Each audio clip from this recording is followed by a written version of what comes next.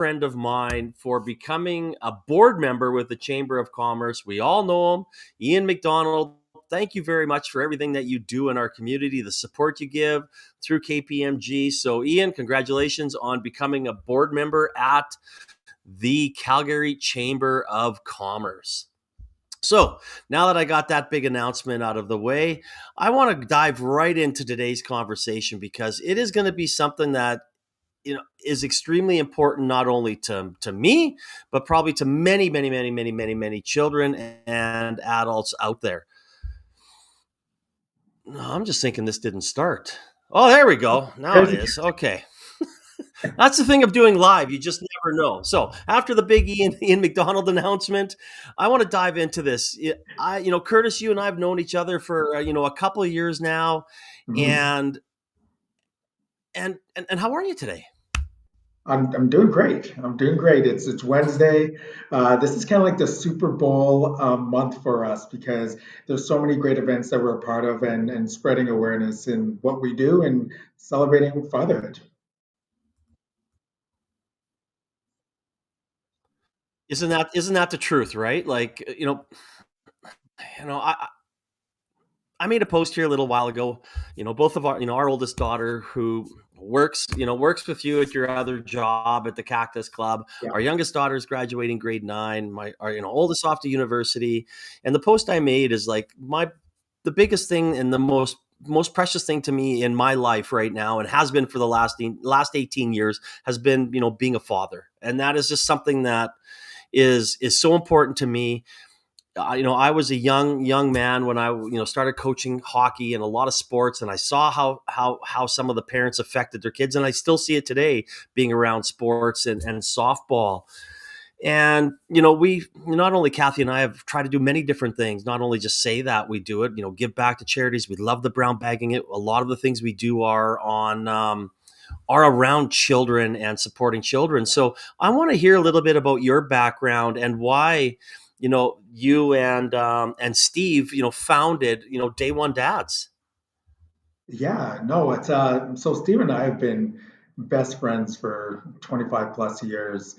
It stems back from junior high, riding bikes to school together, uh, and just growing up with each other. So I have two young boys. I have a 7-year-old and 11-year-old, Elias and Preston, and Steve has four kids. So Oh, in our early 20s, he had his first child, which I was fortunate enough to be his first phone call, and he's like, "Hey, man," he's like, "What do I do?" And I was like, I don't know, man. I can't help you." And just watching his journey, and then 10 years later having my own son, and realizing that there is a lack of resources that are accessible for dads specifically, um, and just really the awareness around it. So it's kind of an open book canvas for us to kind of figure out every single day. I need to look at, I could just go off of my experience, and you know, I can watch how engaged my dad was, with myself, and I have a younger sibling, and I had an opportunity to kind of, change the script. So, after having my first son, I was like, hey, well, I have a blank canvas. I'm like, how can I be the best dad ever? How can I be present? How can I be the best version of myself?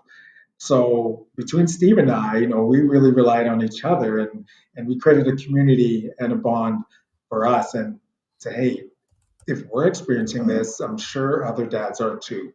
So which kind of led to us starting, the Day One Dads Impact Foundation. And COVID was tough for a lot of people. We've lost some friends. We've and through different various things, whether it's through job, stress, family. So for us, that was a pivotal moment of like, hey, this is an important topic that nobody's talking about. So we took that opportunity and we started to create awareness through our foundation. and it's so honorable. I mean, I love it. We've had lots of different types of great, foundations like yourself on here. But the one, I mean, and one, I just want to give a shout out to one, men's league, right? Involved with them earlier on, and I kind of want to dive onto that side a little bit as well as.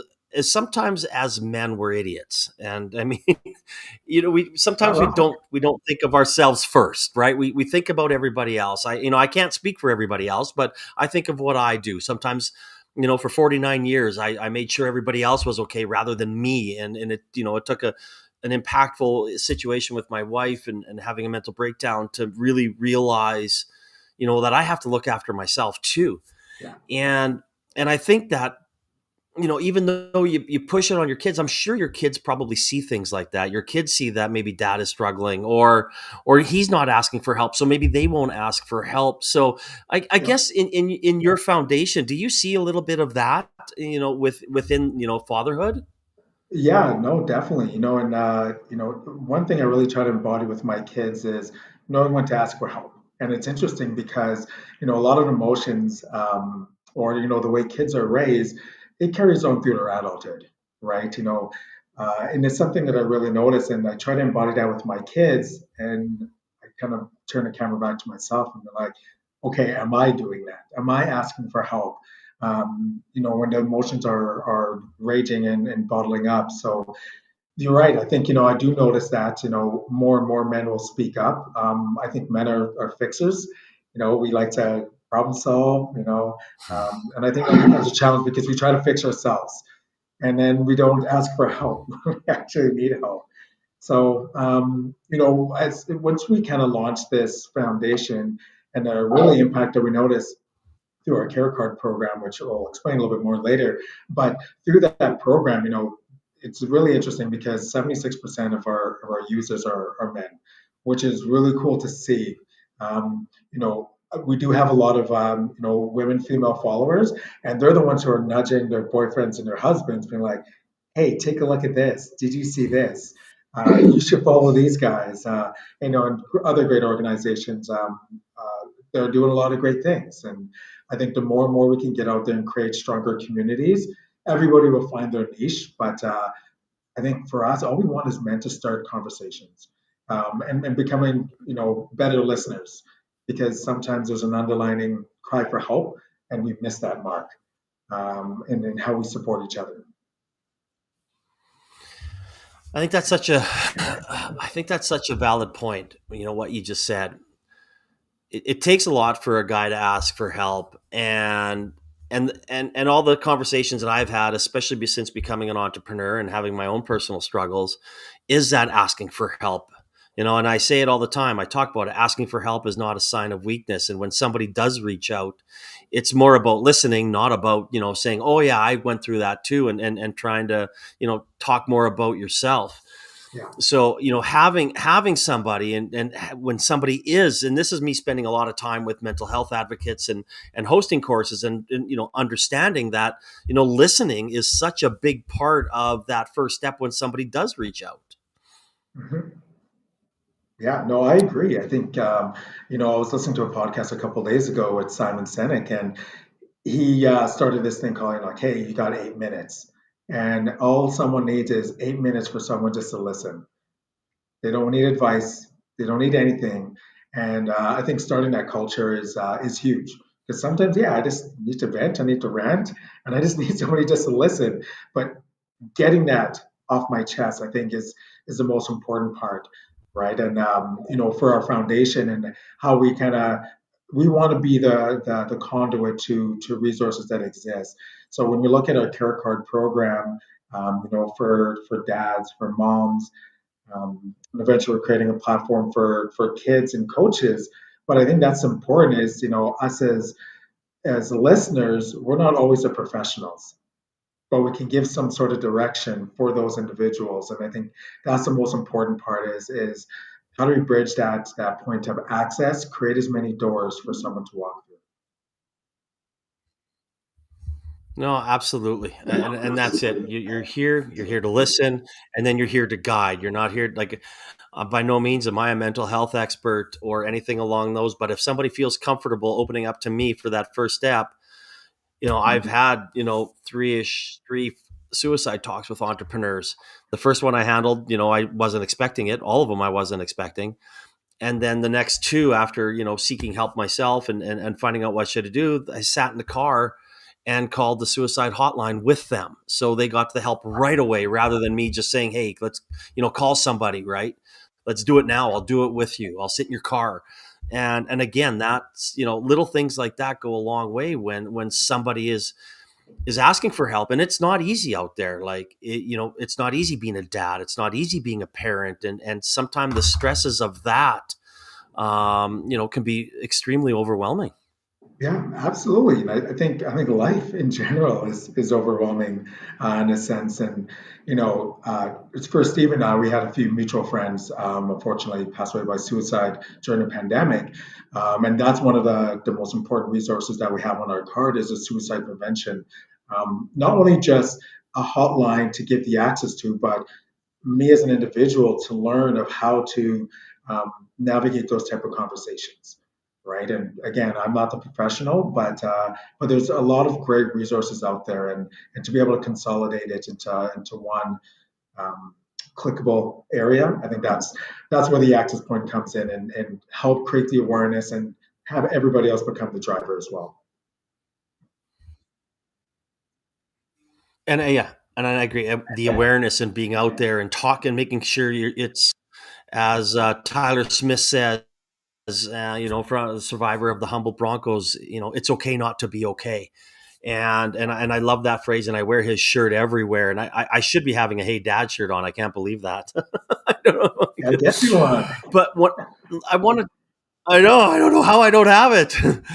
But one of the things that you mentioned is, and I want to talk about, are some of the programs that you offer through Day One Dad. So why don't you, sometimes people don't like to take the time to self promote, but this is a time where let's self promote. Tell everybody what you do, how you came up with the Hey Dad, Hey Mom, catchphrases that you use.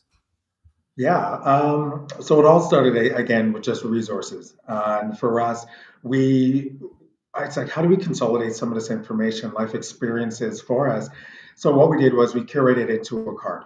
Basically, it's a credit card size, plastic, and there's a QR code on the back of it. And when you scan that, it links you to professional therapists, psychologists, and important resources that's geared towards mental health. So as you mentioned, suicide prevention, I think is a hot topic and most important one that everybody should learn the signs and the ability to navigate those conversations. Pregnancy and infant loss, I think, is another important one. Because for myself, unfortunately, my wife had two miscarriages in between my boys. But me as a husband, as a father, as a man, is like I didn't know how to support her. And it's a great organization that provides free counseling for an individual that's experiencing a loss. We also have Help Clinic Canada, which is a great organization out in Victoria, BC, and they provide $25 therapy sessions, and they're available all across Canada. We also have different partners like BetterHelp, where they provide 30 days of free therapy, um, unlimited text, email. I think our goal is, how do we break the barriers that men face to seek their mental health? So, as far as the branding piece, where Hey Dad came in is typically a conversation is, Hey Dad, how you doing?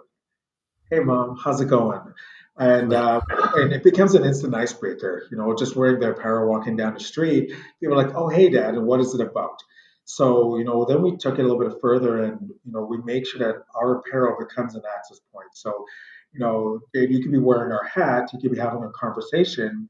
All you got to do is take your hat off. We have the QR code that's stitched in the hat or the hoodie or the backpack or different pieces. So how do we create access points and things that we use every day to become a tool and a vital tool? Because you never know, you could be drinking from a water bottle, and that can potentially save someone's life because they can just scan a QR code, seek the help when they need it. Um, and then, for us, creating Hey Dad, it's, of course, us being a father, that was something that was important to us. And then now we have moms. So now we've been able to curate a micro community for moms that has information about family violence, postpartum, parental uh, access and resources that they need. We're doing the same thing for Hey Kid and Hey Coach, because we feel that, coaches, both my boys are are athletes, and there's going to be a day when they're going to go to their coaches for something that they need, or they just don't feel comfortable coming to myself or my wife. So for me, it's like, okay, well, how do we equip coaches to be prepared to handle these conversations as well? So I think there's a lot of cool tools and organizations that we work with that can provide vital resources for anybody and everybody.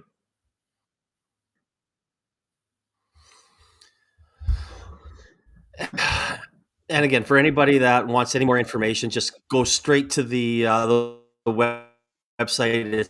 It's in the comments sections, d&d.ca, Day1's Dads. Google that. You'll take you there. Find out more information. And I love the fact that you're not trying to do it alone. It's just like anything. It's like being a parent. It's like being an entrepreneur. It's just like life. Having support and bringing together all these great organizations that when somebody does look for it, they don't have to go to 6 or 7 or 8 websites. They can come here, they can look at it and look for the help that they need. Yeah. Yeah, and that's the thing, we want to make it convenient and accessible. Unfortunately, when you're in a negative headspace, you're not Googling who's the, top rated therapist around. Like you just seek for help. You just want to cry for help for someone to listen. And that could be anybody and everybody. So, we want to make that as convenient as possible and as accessible. And we listen to the community as well. I think adding suicide prevention, parental infant loss, and these are resources that people are like, we just need more, right? We need something that can get us access to a specific topic category, and we're happy to add that on there. And the good thing is it's across Canada. There's of course there's virtual, there's in person that you can go to, but we don't just want to make this accessible for residents in Calgary, but Vancouver, Toronto, and the East Coast as well. We have some aspirations in developing a Mexican version of it as well. So there's in the horizon. There's us launching in Mexico. So I mean, we'll get to future expands later. But that's good to hear, though. I love that. Right? It's not. This is not just a Canada thing. It's a world thing. Yeah. So how does somebody get involved? What are the first steps if they want to get involved with Day One Dads, or how can they, other than going to the website, Yeah. what other things can they do? There's subtle things, right? Wearing the apparel. I think that's, for me, it's kind of like a badge of honor, that I'm working on self. And again, it becomes that icebreaker of like, hey, dad. And it's like, oh, hey, here's what we're doing. Here's an organization that I firmly believe in. Jay, to be honest, it's having a conversation. I think that's, for us, is we just want people to start a conversation. And instantly they become an ambassador and an advocacy for not only our organization but for themselves in mental health. I encourage to go talk to your friend, go shoot that text to a brother or sister, and check in with them, see how they're doing, but become that safe space that people can talk to. And really, that's through all of our campaigns and awareness. That's what we do. We gather individuals so to get them thinking and have that as top of mind of, hey, maybe I should reach out to this person. So that's one way. The other ways, we have our annual golf tournament, which has been a huge hit.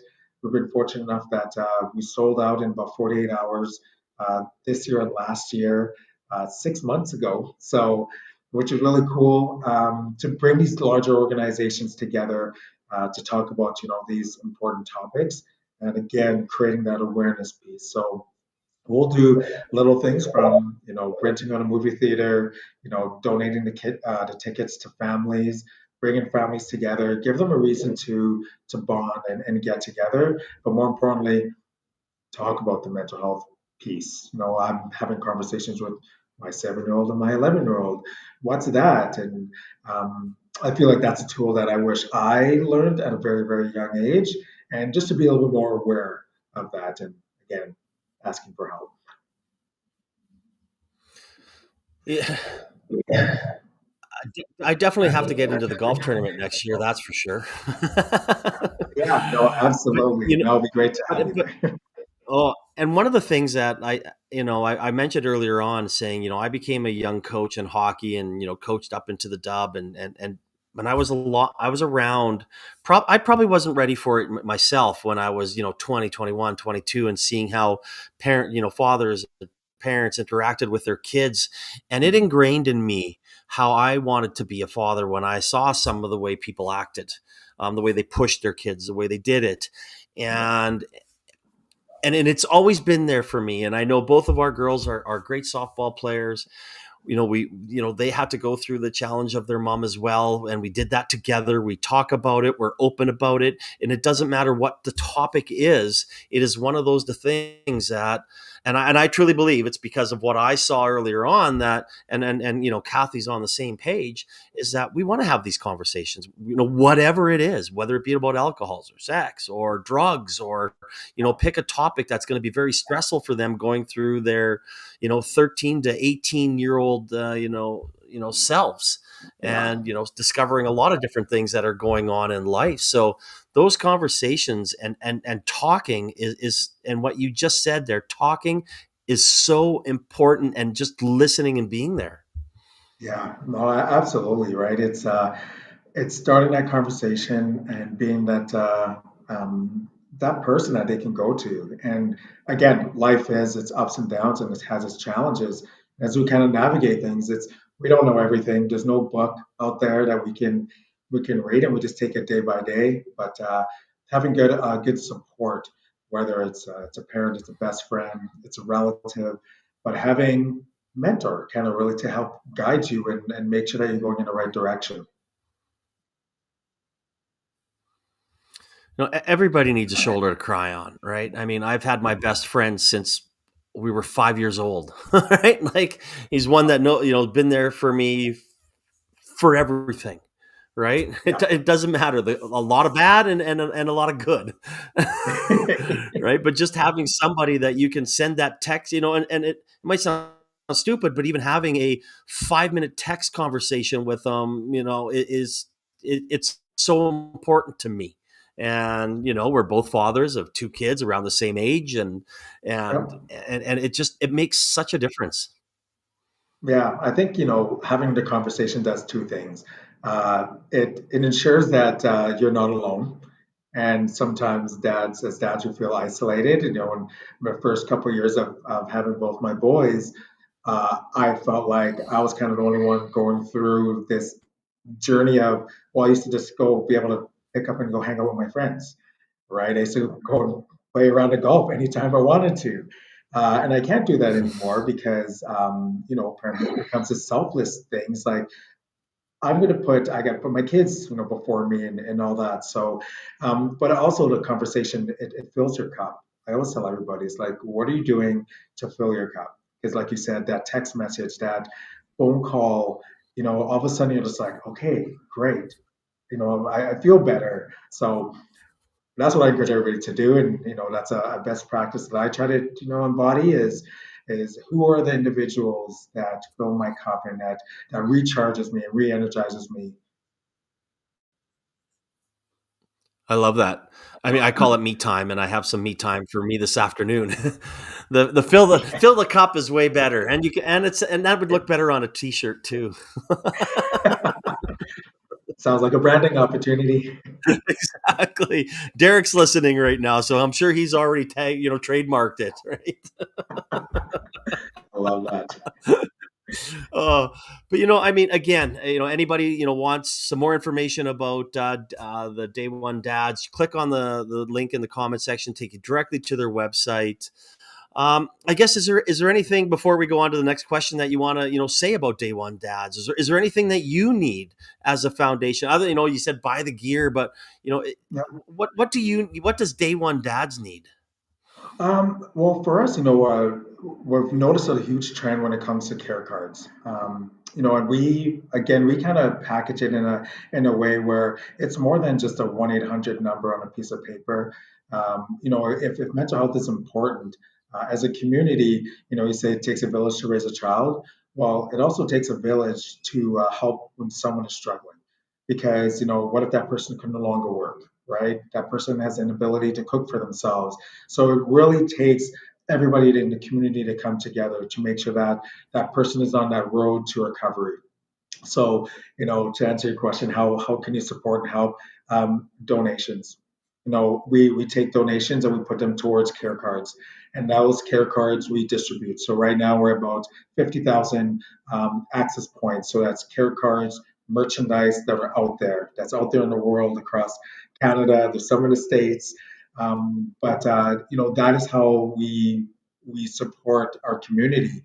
And organizations can take them on. They can sponsor cards. They put their logo on the card. The QR code is the same. We have a few realtors that do a great job as far as help promoting us. Another huge shout out to a great organization called Great West Radon. They've been a huge supporter for us, and they equipped all of their employees with sponsored cards. Hey mom and hey dad. They do radon gas inspections, so they do about 50 inspections a day. And to let someone into your home to do an inspection, you've already let your guard down. Your house is a mess. You got toys everywhere and all that. And they kind of do a mental health check at the end and to say, hey, how you doing? So you got some toys here. Oh, here's a great organization that we support, and they leave a card behind. So every card right now has an access point of about $2,000 plus of mental health resources. And this is a combination of paid, discounted resources for anybody and everybody. I love that. And again, go to the website. It's in the comment section. Click on it. It's a great cause. That's why we're talking about it here today. And not only is it just one, it's many organizations built into one. So it's such a good place to go. So speaking of where you're going to go, we know you talked a little bit about expansion. So what's next for Day One Dads? Yeah, so there's an appetite for awareness right now, and we're fortunate enough that we get to partner up with unique organizations, not only just across Canada, but in Mexico and hopefully the United States as well. So which is really cool. But yeah, what's next? So recently this year we've launched Hey Mom, which is really taking this whirlwind of a storm, and I think women, moms, they're better communicators than dad. They're sharers. They love to communicate a lot more. So that's really kind of gained a huge win and storm on that. Hey Kid is something that platform that we're just finalizing right now, and Hey Coach. So Hey Kid is to be able to give our youth that access point and resources, and brand it in a unique way. And as I mentioned earlier, Hey Coaches, now how do we tap into the athletic world, the coaches, high performing athletes, and the level of stress and pressure that they go through as they need resources too. So the game has changed a little bit, so has the support. So that's kind of where the growth there. So we have, we're able to grow micro communities as well. So any organization that's interested in partnering up or anything like that, we're able to create micro communities using the same platform, the access to resources. And now we have more organizations that are coming forward saying, hey, here's the services I offer, right? I want to offer a discounted resources platform as well. Uh, so yeah, that's kind of like the next steps from here. In full transparency, this is a legacy project for Steve and I. And I think this is something that's dear to our hearts. We don't do this, well, it's a full-time piece, but this is not our full-time gig. Steve's an entrepreneur as well, and he's running multiple organizations. I'm in the hospitality side of things, so I've worked with Cactus Club. It's been dear to my heart for the last 20 years. So this is just kind of a legacy project, and it fills our cup to be able to help our community, help families, and just help each other become 1% better every day. I love that. I mean, the give back unselfishly. I mean, like, thank you for you guys and what you do and everything that moves it forward. I'm always a huge fan of people that do things like this, that people that try to help, that give a platform to help and make it that safe place that says, hey, it's okay. It's okay to ask for help. And I appreciate it. So thank you very much, Curtis, for everything that you have done and Steve have done to create this platform of making it a place to come and ask for help. Yeah, thank you. And I know before, I mean, there'll be some comments in the section there, and LinkedIn. You'll have to go jump on and respond to them. But I do have one question here before, and I'm going to put a little bit of a spin on it as our conversation has gone here. And I've asked this question times, and I thought it would go away because I would have heard everything, but it hasn't. And I love the advice side of things. So the little spin on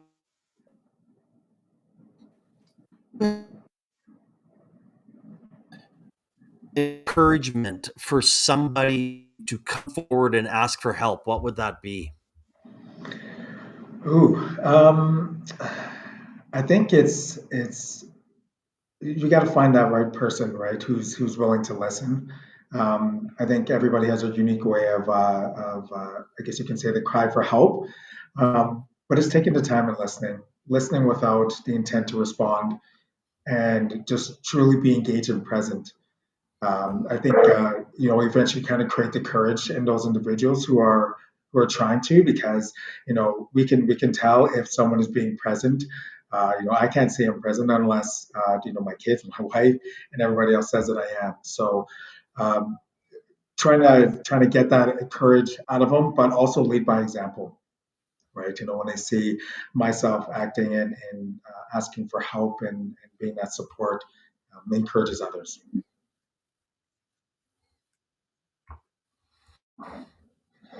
I love it. That's great. I mean, it is something, find that right person, open up, just, and if you are that person, just listen. It's not about you. Yeah, It's not about, your what's going through with you in your life. Just listen and be that shoulder and be that set of ears for a short period of time. As you said, Simon Sinek said 8 minutes is what somebody might only need. And then make yeah. sure that you guide them to the help that they need. Absolutely. 8 minutes is a long time, so it's enough to open up. Well, it sure is. Again, Curtis, thank you so much for creating Day One Dads. Anybody wants any more information, please click on the link in the comment section. Go there, donate, buy the gear. I'll be there later buying some gear. And I can't believe I didn't. Usually I'm always wearing it when I'm on. I can't believe I haven't got it yet. That's shocking to me. I'm always I'm a the little first guy to buy shit. I'm a little care package for Rhea next time I see her. Well, I am an XL and I wear it all the time. Perfect. I'm a t-shirt freak. I've got like 250 t-shirts rather than my shoes that people always know about, but I love my tees and bunny hugs, Perfect. of course, being a Sasky. I love it. But again, anybody, thank you so much for what you've done. Go to Day One Dads in the comments section. Thanks everybody for listening today, and thanks for checking it out. Thanks for all the support, and I hope everybody has a fantastic Wednesdays. Enjoy the rest of your day, and I think I am off next week because we're going to Ottawa. And then I have another great story coming up with Rylan. You would have saw me post about him, the young man at the university who I met through the blockchain consortium. He's been in a wheelchair for 10 years. He had 2 years worth of surgery and rehab, and he walked a 10K race. And my wife and I were with him as he walked that race here with, I think it was the ATB, 10K walk. And it's an inspirational story. So Rylan will come on and talk a little bit about his story and his aspirations as a young man as he moves forward in his career. So it was great to be part of that. So I'm excited about Rylan coming on. Again, Curtis, thank you so much. And I hope everybody has a fantastic day. Enjoy.